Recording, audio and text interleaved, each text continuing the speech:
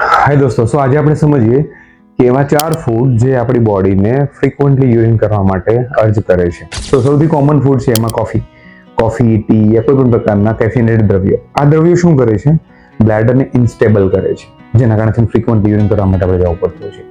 Second thing છે spicy food.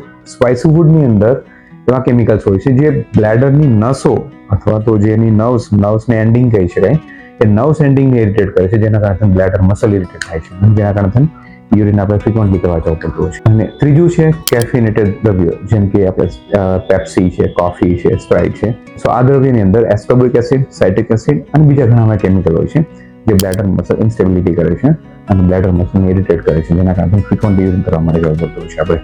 અને last છે સાઇટ્રસ ફ્રૂટ, જેની અંદર આપણે લેમન કહીએ કે નારંગી કહીએ, મોસંબી કહીએ.